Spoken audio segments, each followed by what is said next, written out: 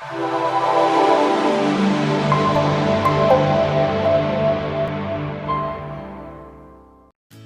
guys, this week on CHTV, I'm going to be covering how I put Sid's tail up in the mud knot that I use to keep his tail clean when he's out in the pasture.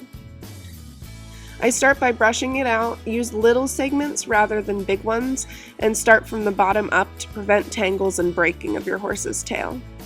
It can also help if you hold it in a loop like you're seeing here, so that I'm not putting the pressure of brushing on his tailbone. His tail's a little bit rumpled right now. That's just because I pulled it out of the braid and mud knot about 5 minutes before this, so it hasn't had time to relax. But if you're doing this before a show, you want to make sure you give the tail completely time to relax before you need to go and show. So I start this off just like a normal braid. I'm going to separate it into 3 segments, making sure they're nice and separate so I don't get tangling later down in the braid. You'll see I feel for his tailbone here.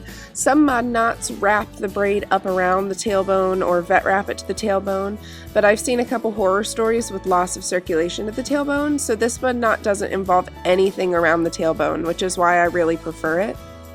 I should mention I did kind of come up with this mud knot. I just made it up, and since it stays really well, I thought I would share it with all of you.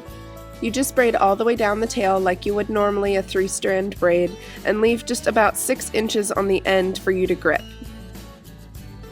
You see here I measure it against his ankles. That's how I kind of keep track of how long his tail is. So I feel for his tailbone there again, and then I bring the braid up and tie it in a knot at the very top of the braid but still below his tailbone.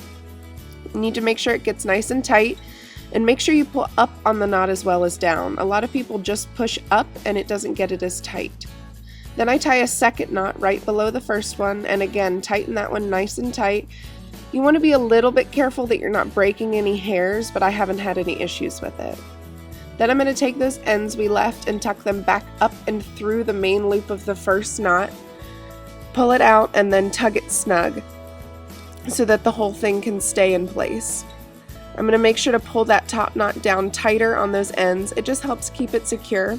You can wrap a rubber band around this whole thing, but I just prefer to keep it tied up within itself. And here's the finished product.